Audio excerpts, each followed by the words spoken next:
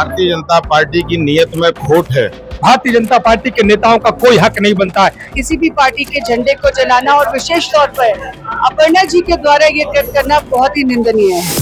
नहीं होने के बाद एक दिवसीय सत्र बुलाया गया है और यहाँ आप देख सकते हैं कि तमाम लोग इसका विरोध कर रहे हैं और पक्ष का कहना है कि विपक्ष की वजह से आरक्षण बिल, महिला आरक्षण बिल पास नहीं हुआ। हम जानेंगे क्या रीजन, क्या वजह है, क्यों महिला आप तो पढ़ी लिखी पत्रकार हैं। 21 सितंबर 2023 को राज्यसभा से महिला आरक्षण विधेयक पास हो चुका है।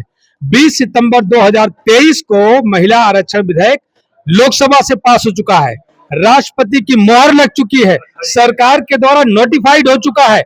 ये गुमराह करने वाले लोग उसके सहारे केवल परिसीमन विधेयक पास करवाना चाहते थे। परिसीमन विधेयक का विरोध हुआ है, ना कि महिला आरक्षण विधेयक का। सरकार उसको लागू करे, हम तो खुद मांग करें, लेकिन जो चर्चा कराने की कोशिशें कर रहे हैं उत्तर प्रदेश की विधानसभा में, भारतीय जनता पार्टी के नेताओं का कोई हक नहीं बनता है। क्योंकि जिस तरीके से महिला अपराध में संलिप्तता भारतीय जनता पार्टी के नेताओं, मंत्रियों, सांसदों, विधायकों की, लेकिन योगी जी तो कहते हैं कि जब से सरकार आई है उनकी, तब से थोड़ा कम हुआ है महिला पे ये जो भी चीजें होती थी।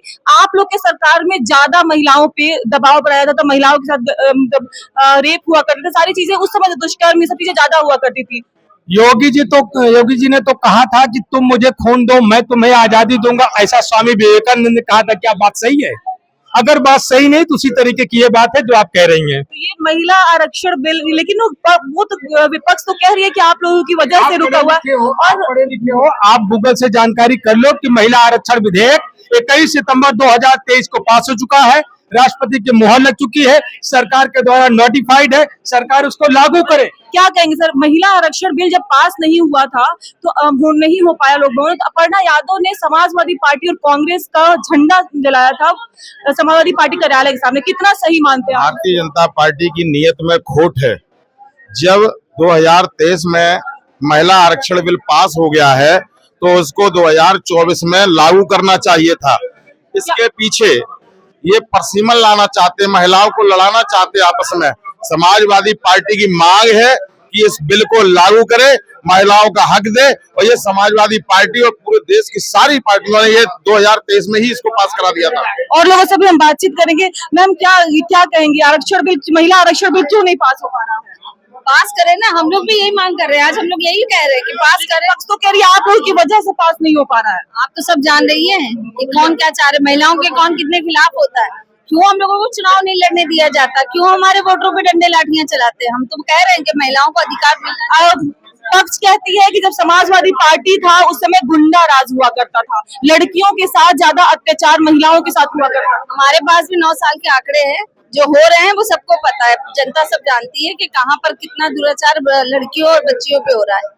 अपर्णा यादव का जो समाजवादी पार्टी का झंडा जलाया गया, कांग्रेस का समाजवादी पार्टी कार्यालय में, कितना सही मानती, क्योंकि वो उसी घर की बहू है और वो झंडे का जो साइकिल चिन्ह है वो मुलायम सिंह यादव का दिया हुआ था। मैं इसको पूरी तरीके से गलत मानती हूँ और ये बहुत निंदनीय भी है। किसी भी पार्टी का अपना, कहीं पर भी किसी का विरोध करने का एक अलग तरीका होता है, लेकिन किसी भी पार्टी के झंडे को जलाना और विशेष तौर पर अपर्णा जी के द्वारा ये कृत्य करना बहुत ही निंदनीय है।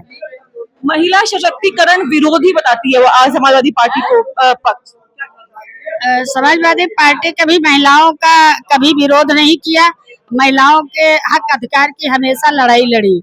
आज भारतीय जनता पार्टी ना जनगणना ना परसीमन, केवल महिलाओं को भटकाने का काम कर रही है और समाजवादी पार्टी पर जो आरोप लगा रही है पूर्णतया गलत है और मैं इसकी घोर निंदा करती हूँ। महिला आरक्षण बिल जो पास नहीं हो पाया, क्या लगता है इसका मेन रीजन क्या है? क्या ये वाकई जानबूझकर है कि इसकी कोई साजिश है? नहीं, साजिश तो है ही है। महिला बिल आरक्षण के तहत होना चाहिए ना। ऐसे बिल पास हो जाने पर फिर आरक्षण नहीं, परिसीमन वो कर ले, उस जनगणना के आधार पर आप महिला बिल पास करिए। धन्यवाद। हमारे यहाँ पे समाजवादी पार्टी नेताओं से, विधायकों से बात हुई, उन लोगों ने बताया कि महिला आरक्षण बिल पास करने में उन्हें कोई दिक्कत नहीं है, वो लोग विरोध प्रदर्शन भी करने वाले हैं। कैमरामैन शिवांशु के साथ मैं रश्मि राय, फिल्म टिक्स।